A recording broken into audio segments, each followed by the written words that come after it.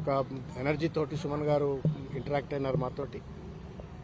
ఒకటి మాత్రం వాస్తవం, ఇవాళ రేవంత్ రెడ్డి అనేటువంటి ఒక వ్యక్తి ఇవాళ ముఖ్యమంత్రిగా కొనసాగుతూ ఆ ముఖ్యమంత్రి కుర్చీకి అగౌరవాన్ని ఆపాదిస్తూ ఇష్టం వచ్చినట్టు ఏది మాట్లాడినా ఏ కేసులు లేవు.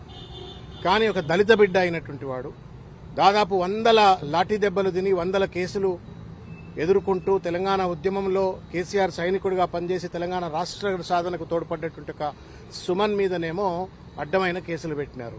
ఇది ఎక్కడ న్యాయం అని చెప్పని వాళ్ళ పోలీసులను ప్రభుత్వాన్ని మేము ప్రశ్నిస్తా ఉన్నాం. ఒక దళిత బిడ్డ సింగరేణి కాలనీస్లో జరుగుతున్నటువంటి అన్యాయాలు, అక్రమాలు, అక్కడ జరుగుతున్నటువంటి అవినీతికి వ్యతిరేకంగా గళమెత్తి ఒక మాట ఏదో అంటే అది పెద్ద నేరమైనట్టుగా తనని తీసుకొచ్చి జైల్లో బంధించినారు. ఏ చట్టం ప్రకారం అయితే సుమన్ నేరస్తుడు అని చెప్పని జైల్లో పెట్టినారో మరి అదే చట్టం రేవంత్ రెడ్డి గారికి ఎందుకు వర్తించదు? లాగుల తొండలేస్తా అంటే రజాకార్ల భాష, పొట్ట చీల్చి పేగులు మెడలకేసుకు తిరుగుతా అంటే రౌడీ భాష, క్రిమినల్ భాష. అది తొక్కుతా అంటే క్రిమినల్ భాష. రాళ్లతో కొట్టండి అని చెప్పని కార్యకర్తలను ప్రేరేపిస్తే అది క్రిమినల్ భాష. ఏది పడితే అది, ఎవరిని పడితే అది ముఖ్యమంత్రి కుర్చీలో కూర్చొని ఏది మాట్లాడినా అదేమో ప్రామాణికమైన భాష. సింగరేణి కాలనీస్ లో 1000 కోట్ల కుంభకోణాలు జరుగుతున్నాయి. అక్కడ ఉన్నటువంటి కార్మికులకు అనేక రకాలైన కష్టాలు, నష్టాలు ఉన్నాయని చెప్పని సింగరేణి కాలనీస్ ను కాపాడుకోవాలనే ఉద్దేశంతో తను ఒక మాట అంటే అది మొత్తం నేరమైనట్టుగా తను జైల్లో పెట్టినారు. తెలంగాణ సమాజం ఆలోచించుకోవాల్సిన అవసరం ఉంది. ఒకవేళ సుమన్ గారు మాట్లాడింది తప్పే అయినట్టయితే రేవంత్ రెడ్డి మాట్లాడింది ఎందుకు తప్పు కాదు? ఆయన పైన ఎందుకు ఎఫ్ఐఆర్ చేయరు? ఇదే మేమే అనేక సందర్భాలలో జూబ్లీ హిల్స్ పోలీస్ స్టేషన్లో, ఫిలిం నగర్ పోలీస్ స్టేషన్లో, పంజగుట్ట పోలీస్ స్టేషన్లో, బంజారా హిల్స్ పోలీస్ స్టేషన్లో, ఇదే హైదరాబాద్ పరిధిలో ఉన్న అనేక పోలీస్ స్టేషన్లలో రేవంత్ రెడ్డి తండ్రి వయసు ఉన్నటువంటి ఒక కేసీఆర్ గారిని చంపండి, కొట్టండి, ఉరిదీయండి, రాళ్లతో కొట్టండి అని చెప్పని ఇష్టం వచ్చినట్టు మాట్లాడినప్పుడు ఇది అప్రజాస్వామికము, అనైతికము, ఇది చట్టానికి విరుద్ధము అని చెప్పని మేము కేసులు పెడితే కనీసం ఎఫ్ఐఆర్లు చేయలేదు. ఈ పోలీస్ కనీసం ఎఫ్ఐఆర్ చేయలేదు రేవంత్ రెడ్డి గారి పైన. లేకపోతే ఇవాళ రేవంత్ రెడ్డిని ఆదర్శంగా తీసుకుని మాట్లాడుతున్నటువంటి ఒక ఆయన పేరేం పేరు అనిరుద్ధ రెడ్డి గాని, లేకపోతే జగ్గారెడ్డి గారు గాని, మైనంపల్లి హనుమంతరావు గారు గాని, ఇంకా చాలా మంది రేవంత్ రెడ్డి ఆదర్శ పురుషుడు అన్నట్టుగా ఇష్టం వచ్చినట్లుగా బూతులు మాట్లాడుతూ బెదిరింపులకు ఫత్వాలు జారీ చేస్తేనేమో వాళ్ల పైన కేసులు లేవు. అంటే ప్రత్యేకమైన చట్టం రేవంత్ రెడ్డి గారికి, కాంగ్రెస్ పార్టీకి ఏమైనా అమలవుతుందా తెలంగాణలో?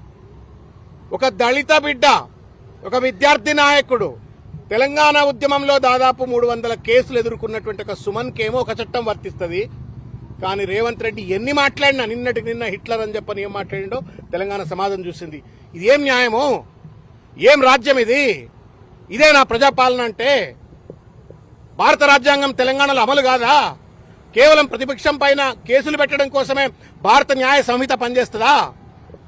ఇష్టం వచ్చినట్టు వాళ్ళ చట్టాన్ని చుట్టంగా మార్చుకుని వాళ్ళ బీఆర్ఎస్ పార్టీ కార్యకర్తల పైన, సామాజిక మాధ్యమకారుల పైన ఇష్టం వచ్చినట్టు కేసులు పెట్టే రేవంత్ రెడ్డి ప్రకృతి ధర్మానికి విరుద్ధంగా పోతా ఉన్నాను, రాజధర్మానికి విరుద్ధంగా పోతా ఉన్నాను. ఇవాళ నిన్ను ప్రశ్నించడమే నేరం అయితే మరి నువ్వు బూతులు తిడితే నేరం ఎందుకు కాదు రేవంత్ రెడ్డి? నీ మాటలు తప్పు అని చెప్పనంటేనే నేరం అయితే నువ్వు ఇష్టం వచ్చినట్టు మనుషులను చంపండి, కొట్టండి అని చెప్పని, ఉరిదీయండి అని చెప్పని, రాళ్లతో కొట్టండి అంటే నేరం కాదా రేవంత్ రెడ్డి? మేము పోలీసు వాళ్ళకు కూడా విజ్ఞప్తి చేస్తా ఉన్నాం. Everyday is not a Sunday. రేపు 2 ఏళ్లు అయితే మళ్ళీ బీఆర్ఎస్ పార్టీ అధికారంలోకి వస్తుంది. ఇష్టం వచ్చినట్టు కేసులు పెట్టి వాళ్ళ సుమన్ను జైల్లో పెట్టినాం కదా అని చెప్పని sadistic pleasure Revanth Reddy and company, లేకపోతే ఆయనకు కొమ్ముగాస్తున్న పోలీసులు అనుకోవచ్చు కాక. కానీ మరో యుద్ధానికి సన్నద్దమవుతున్నట్టుగా సుమన్ మళ్ళా ఒక ఉత్తేజభరితమైనటువంటి ఒక ప్రజాస్వామిక విద్యార్థి ఉద్యమాలకు లోపల నుండి తయారవుతున్నాడు. ఎవరు ఆపలేదు. నేను ఇవాళ తెలంగాణ సమాజాన్ని నేను విజ్ఞప్తి చేస్తూ అడుగుతా ఉన్నాను. ఇవాళ ఏం మాట్లాడినాడు సుమన్?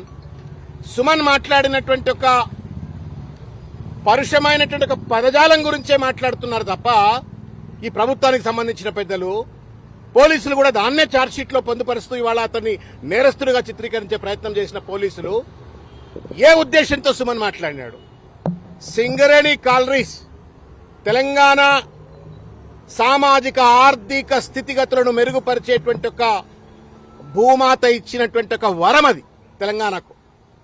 ఆ సింగరేణి తల్లిని వాళ్ళ చెరబట్టి వాళ్ళ రేవంత్ రెడ్డి బామ్మర్ది సృజన్ రెడ్డి, రేవంత్ రెడ్డి సూత్రధారి అయితే పాత్రధారి సృజన్ రెడ్డి అన్నట్టుగా సింగరేణి కాలనీస్ చెరబట్టి ఇవాళ విచ్చలవిడి దోపిడికి అడ్డాగా మారుస్తుంటే వేలాది మంది కార్మికుల కుటుంబాలు అనేక ఏళ్ల చరిత్ర కలిగిన సింగరేణి కాలనీస్ ఇవాళ అనుముల కుటుంబానికి దోపిడీ కేంద్రంగా మారుతుంటే ఇది అన్యాయమని ప్రశ్నిస్తే నేరం అవుతుందా?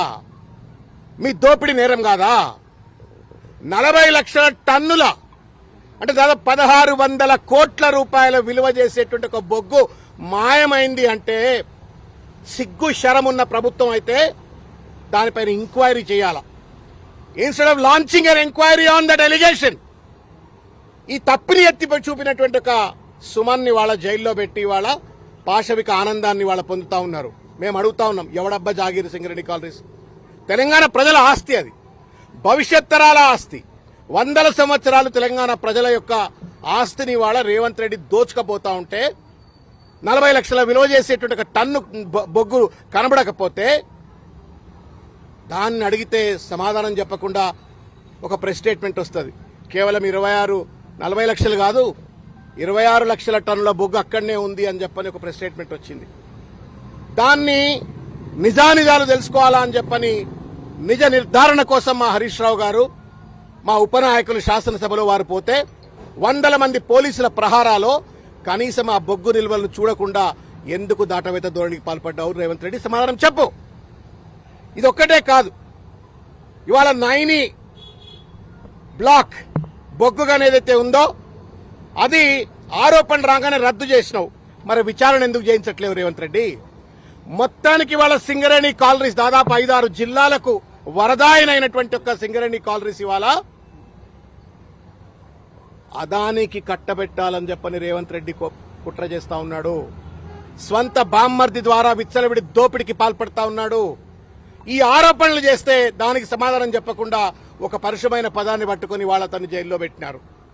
ఒకవేళ అది నేరమే అయితే రేవంత్ రెడ్డి భాష ఎందుకు నేరం కాదో సమాధానం చెప్పాలని చెప్పని కూడా నేను కోరుతా ఉన్నాను. నైని బొగ్గు బ్లాక్ సంబంధించిన అంశం పైన సమాధానం లేదు. 40 లక్షల బొగ్గు, 40 లక్షల టన్నుల బొగ్గు కనబడతలేదు అంటే ఎవడు తిన్నాడరా నాయనా అని చెప్పానంటే దానికి సమాధానం చెప్పట్లేరు. ఇవాళ దాదాపు మెడికల్ బోర్డ్ కేసీఆర్ గారు దయామయుడు 19,500 మంది మెడికల్ బోర్డును ఏర్పరిచి 19,500 మందికి కారుణ్య నియామకాలు చేపట్టిన దయామయుడు కేసీఆర్ అయితే దానికంటే ఎక్కువ చేస్తామని చెప్పని ప్రజాపాలన అని చెప్పని అధికారంకి వచ్చినట్టు సింగ్ ఇవాళ రేవంత్ రెడ్డి ఒక్క ఉద్యోగం ఇయ్యలే. 3 ఏళ్లు గడిచిపోయింది, దాదాపు 1000 రోజులు గడిచిపోయినాయి, ఒక్క ఉద్యోగం కూడా ఇయ్యలే రేవంత్ రెడ్డి ఇంతవరకు. గల్లా బట్టి అడగొద్దా? నిలదీయొద్దా? పాపం వాళ్ళు ఇవాళ ప్రజలు అక్కడ ఉన్నటువంటి ఒక సింగరేణి కార్మికులు మాకు ఎప్పుడు ఉద్యోగాలు వస్తాయి, మా తల్లుల ప్లేస్ లో మాకు ఎప్పుడు ఉద్యోగాలు వస్తాయని చెప్పని వాళ్ళు ఎదురు చూస్తుంటే నా మెడికల్ బోర్డు వేయలేదు, నా ఉద్యోగం ఇయ్యలేదు. సరికదా గతంలో